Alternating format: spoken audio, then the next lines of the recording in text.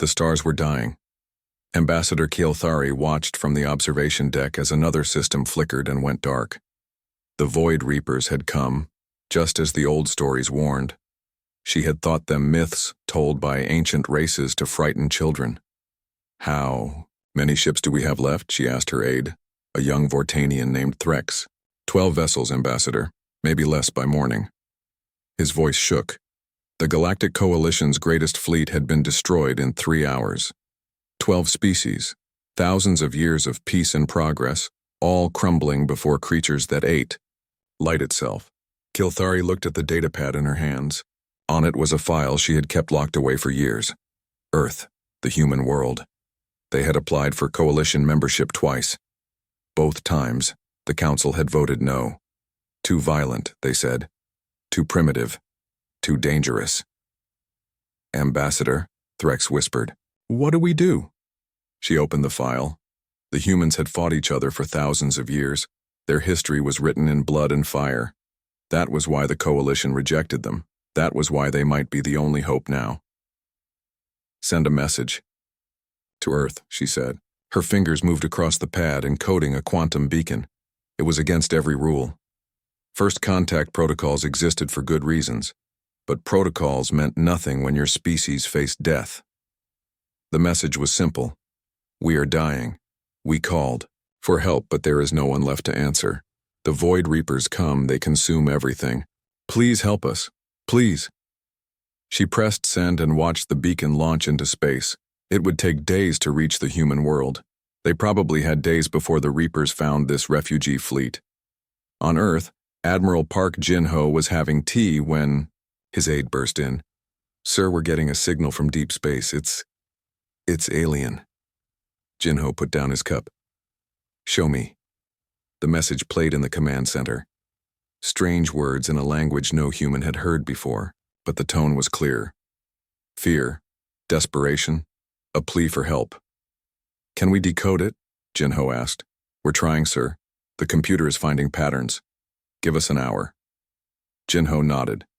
He had heard rumors of aliens. Every military had contingency plans, just in case. But he never expected this. A call for help from the stars themselves. An hour later, Dr. Lee Min-jung had the translation. She was Earth's best linguist called in from Seoul University. Her hands shook as she read. Admiral, they're under attack. Something called Void Reapers. They say their entire alliance is dying. What alliance? Jin-ho asked. The Galactic Coalition. 12 species working together. And sir, they've rejected our application for membership. Twice. Jin-ho was quiet, for a long moment. Then he smiled. It was not a kind smile. So they didn't want us when times were good. But now they need us. Yes, sir. How long to assemble a response fleet? Dr. Lee looked confused. Sir, we don't know anything about these aliens. We don't know if this is real. We don't know if it's a trap. Jin-ho stood and walked to the window. Outside, Seoul's lights sparkled in the dark. Millions of people going about their lives not knowing that aliens existed, not knowing that war might be coming. Doctor, what does history teach us about humans? I don't understand, sir. We fight, it's what we do. We fought each other for thousands of years. We killed, conquered, destroyed. And now, aliens who think we're too violent are asking for our help. He turned back to her. Maybe they should have thought about that before they rejected us. Are we really going to help them? Jin-ho's smile grew wider. Oh yes, we're going to help them. And they're going to learn exactly why they were so afraid of us in the first place. Within hours, the call went out. Every nation, every fleet, every secret weapons program. This was Operation First Light, Earth's first war among the stars. As ships began to launch and prepare, Jin-ho looked at the alien message one more time. They called in desperation. They wanted help. They were about to get exactly what they asked for. Admiral Kim Yuna stood on the bridge of the UTS Defiance as it dropped out of hyperspace. The scene before them was horror beyond words. Dozens, of alien ships floated dead in space, their hulls cracked and dark. Some were still burning. "Sir, we're getting a transmission," her communications officer said. The screen flickered to life. A blue-skinned alien with large eyes stared back at them. It spoke in rapid clicks and whistles. "Translation coming through now," Dr. Song reported. He's saying, "Run while you can, the Reapers are coming." Kim Yuna studied the alien. Fear radiated from its face. Behind it, she could see other creatures, different species, all sharing the same terror. "Tell him we're here to help," she said. The alien blinked. Its mouth opened and closed several times. Finally, words came through the translator. You came? But you're the humans. The coalition said you were too primitive." A cold anger filled Kim Yuna's chest. "Too primitive to join your alliance, but not too primitive to die for you." Before the alien could respond, alarms screamed across the bridge. Lieutenant Park called out, "Contact, multiple signatures approaching fast." They came from the darkness like living shadows. The Void Reapers were nothing like any enemy humanity had ever faced. They were pure energy given form, creatures of living darkness that seemed to eat light itself. Where they passed, stars dimmed. "All weapons, target the lead formation," Kim Yuna ordered. The Defiance and her escort ships opened fire. Plasma beams, railgun slugs, and missile volleys lanced out.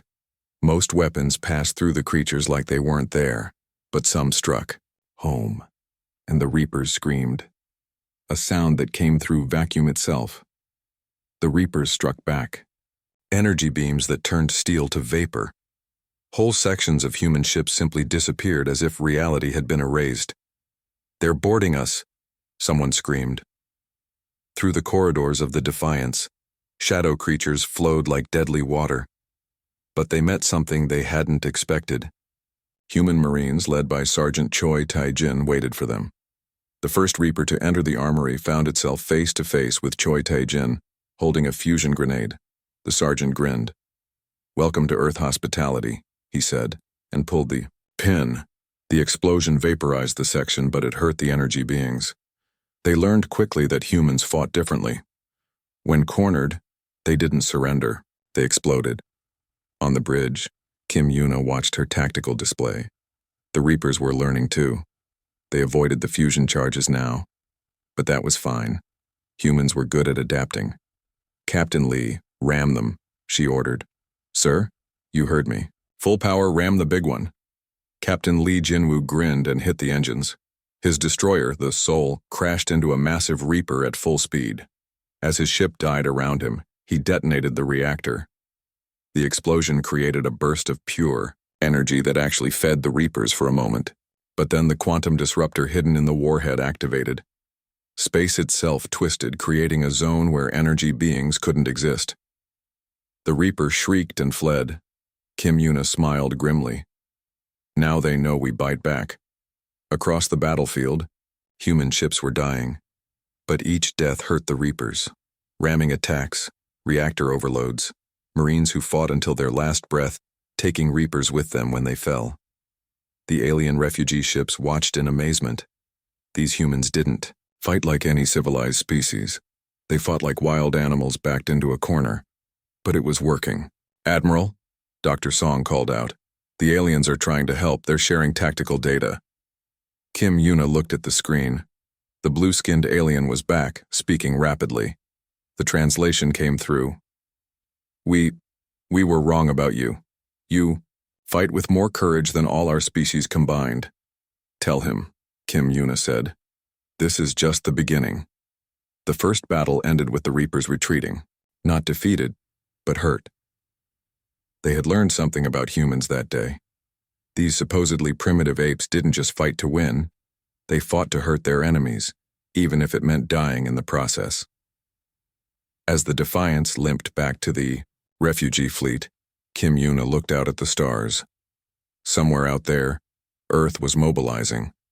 The full fury of humanity was coming. The Reapers had wanted war. Now, they were going to get it. Captain Lee Soo-jin watched the view screen as Earth came into sight. She had never seen so many ships in one place. The human homeworld was ringed with warships, battleships, carriers, destroyers. But that wasn't what made her breath catch. It was what was rising from the planet below. Massive structures broke through the clouds. Ancient bunkers that had been sealed for decades were opening like metal flowers. From them came ships that made her look away. They were too sharp, too dark, too hungry-looking. "My God," whispered Dr. Kim from beside her. "What are those things?" Admiral Park Jin-ho's voice came through the comm. "Earth Defense Fleet to all vessels. Operation Dark Arsenal is now active. All protocols are suspended." Lee Soo-jin felt a chill. She knew what that meant. The Geneva Convention, the Outer Space Treaty, every agreement that limited warfare, all of it was gone. On the surface, General Choi Min-soo walked through Bunker 7. He had been here once before during training. They called it the Doomsday Vault. Now he understood why. Each weapon here had been banned. Too dangerous, too horrible, too likely to end worlds instead of saving them. "Sir," his aide called out, "the Prometheus project is online." Prometheus, the planet killer, a weapon designed during the coldest days of the Cold War, when humans thought their worst enemy would be other humans. They were wrong. Their worst enemy came from the stars. And the Pandora systems? All operational, sir. Viral AI weapons, dimensional bores, reality warpers, everything you requested. General Choi nodded. He looked at his hands. When this war ended, he would never be able to sleep again. None of them would. But the aliens had called them devils. Time to show them how right they were. In space, the Coalition refugees watched in growing horror as Earth revealed its true nature. Ships emerged that shouldn't exist, weapons that defied physics, technology that made their most advanced science look like stone tools. Ambassador Kilthari stood on the bridge of a human vessel watching the preparations. A young human officer, Lieutenant Park Soo-jin, explained what she was seeing. Those are the Horseman-class ships. They carry apocalypse warheads, weapons that can crack planets. And those smaller ones? They're loaded with something we call Geneva Remover. It makes the target wish they'd never been born. Geneva Remover? Kilthari asked. It's complicated. Let's just say your energy reapers are going to learn about pain in ways they didn't know existed. Kilthari felt sick. We asked for help, not this. Lieutenant Park looked at her with eyes too old for her face. You asked for help when you were losing. When you accepted us into your coalition, we would have fought clean. We would have been civilized. But you rejected us. You said we were too violent, too dangerous. She smiled, and it was terrible. Congratulations, you were absolutely right. The first of the new weapons was tested on an asteroid. The rock simply ceased to exist. Not destroyed, erased. The quantum signature that made up matter itself was unraveled. That's the existence negator, Park explained calmly. It removes things from reality. We built it in case we ever met hostile aliens. She looked at Kilthari. Funny how that worked out. In another ship, Captain Nam Dong-wan tested the AI weapons. They weren't bullets or lasers. They were ideas. Viruses that infected thoughts. Programs that could drive a mind insane just by being seen. The Reapers consumed energy. But thoughts? Thoughts were something different. Something humans understood very well. Sir, his technician reported, the mind virus is ready. It's based on human psychology, but we've adapted it for energy beings. One touch, and they'll experience every emotion a human has ever felt. Fear, rage, despair, all at once. Captain Nam nodded. Load it into the quantum torpedoes. Word spread through the coalition fleet.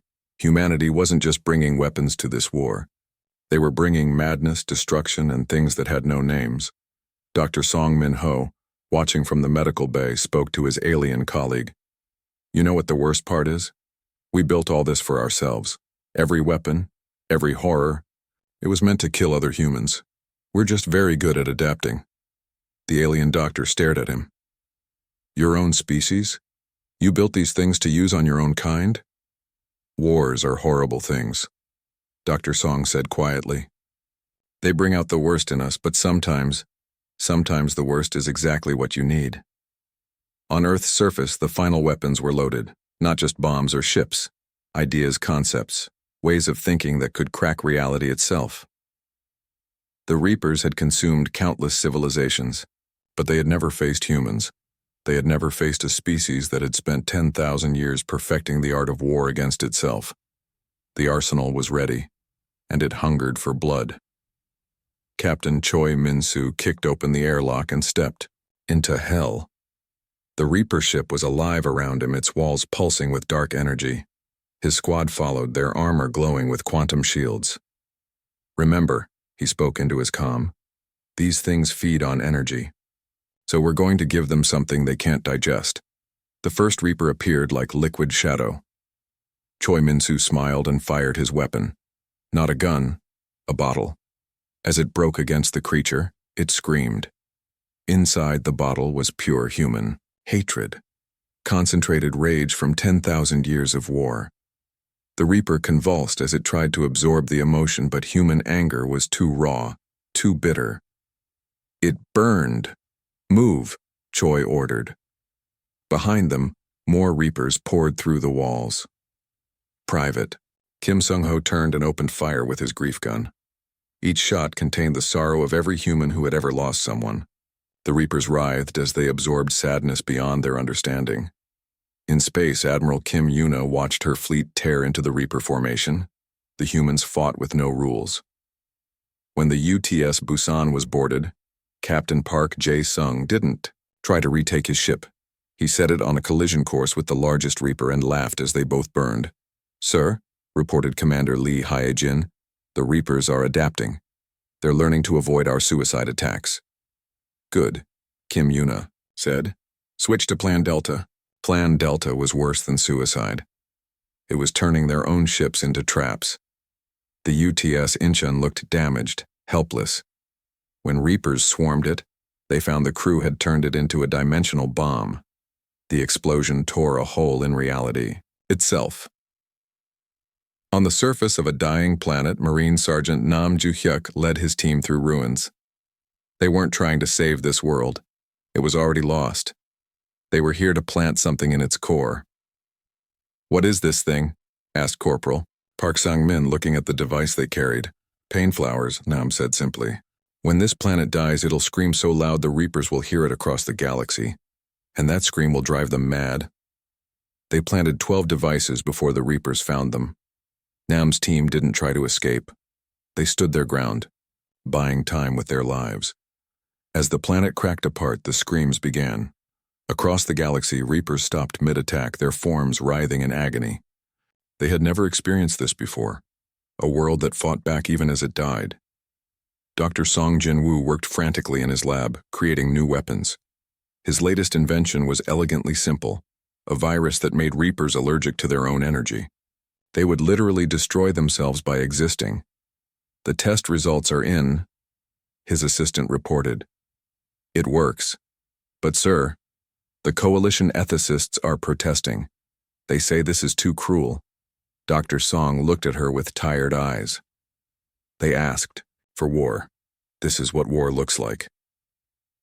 On the bridge of the UTS Defiance, Kim Yuna received reports from across the battlefield. Humans were dying by the thousands, but every death hurt the Reapers more. Lieutenant Colonel Lee Sang-won had found a nest of young Reapers. Instead of killing them, he corrupted them, fed them human nightmares until they turned on their own kind.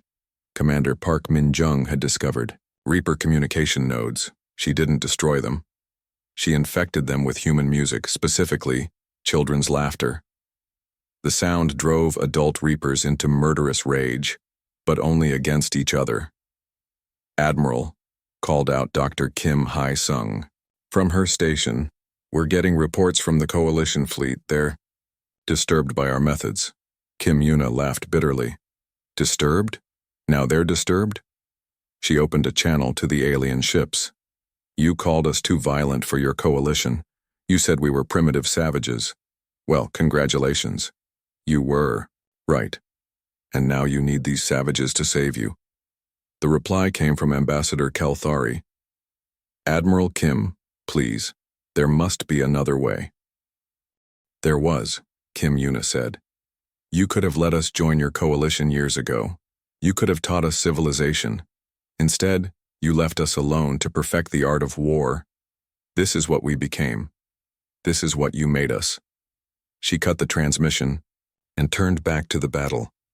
A Reaper ship was dying in beautiful agony, its form unraveling as human viruses ate it from inside. It was terrible. It was necessary. It was war. All ships, yet she broadcast, prepare for Phase 2. It's time to show them what happens when you back a human into a corner. The Reapers had wanted to consume civilizations. Now they would learn what it meant to face one that had consumed itself, and still kept fighting. General Kim Dae-ho stood before the massive machine that could end everything. The Terran unification engine filled an entire asteroid, its chrome surface reflecting stars like tears. Around him, thousands of humans worked with desperate efficiency.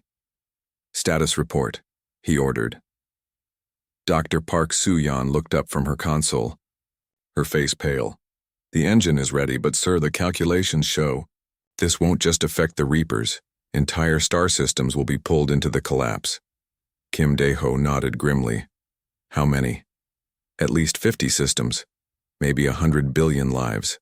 The general was quiet. Behind him, Ambassador Kyle Thari stood, with other coalition leaders. They had come to beg humanity not to use this weapon. General Kim, Kyle Thari spoke. Surely there must be another way. You're talking about genocide on a scale beyond imagination. Kim Dae-ho turned to face her. His eyes were empty. You called us in desperation. You begged us to save you. Now you want us to save your enemies too? They're not our enemies. They're just different.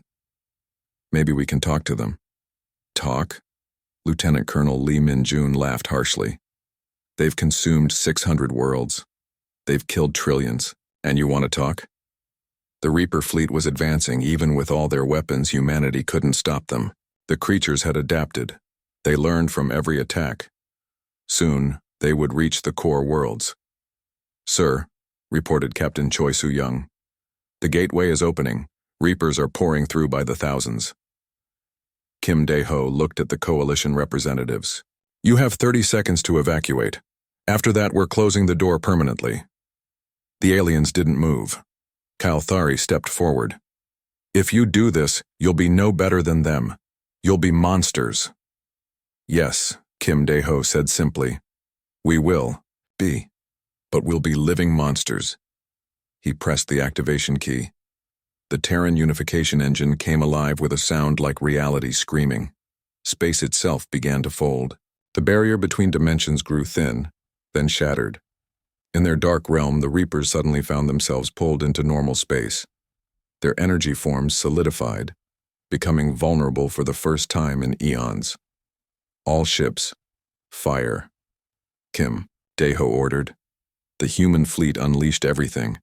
Every weapon, every virus, every nightmare they had created. The Reapers, trapped in physical form, burned like stars. But the engine didn't stop. It pulled harder. Reality twisted. Stars were dragged from their courses. Planets cracked and died. Admiral Kim Yuna watched from the bridge of the Defiance as a solar system collapsed. Billions of lives snuffed out in seconds. She felt nothing. War had burned the feeling out of her. A coalition ship tried to flee. Captain Park Jaemin's voice came through. Admiral, their ship is damaged. They won't make it to minimum safe distance. Kim Yuna watched the alien ship struggle. These were the beings who had rejected humanity's plea for membership. Who called them too violent, too dangerous. Let them go, she said finally. The alien ship escaped just as the dimensional wave hit. Behind them, reality shattered like glass. When it was over, the galaxy was different. The Reapers were gone, not just dead, but erased. Their very existence had been undone. But the cost was vast. Hundreds of systems were gone. Countless species had been wiped out. In the aftermath, the coalition offered humanity everything. Leadership, technology, eternal gratitude. General Kim Dae-ho refused it all. We did what you asked, he said to the assembled representatives. We saved your alliance. The price was paid in full. Kilthari couldn't meet his eyes. General, what you've done, the galaxy will never forget. No, Kim Daeho agreed. It won't, and neither will we. The human fleet began to withdraw. Not to Earth. That world was still there, still beautiful. But the humans who returned were not the same ones who had left. Captain, Li Sujin sat in her quarters staring at her hands. They had used the existence negator on civilian populations, turned children into weapons, made peace itself a casualty of war. Dr. Song Min-ho had created viruses that made death a mercy. He would never practice medicine again. How could he save lives when he had become so good at destroying them? The war was over. The galaxy was safe. And humanity had revealed what they truly were when pushed to the edge. Monsters. Effective, necessary monsters. As the last human ship jumped to hyperspace, Kim Daeho looked back at the stars. Somewhere out there, new threats would arise. The Zhao galaxy would call for help again, and humanity would answer because that's what monsters did.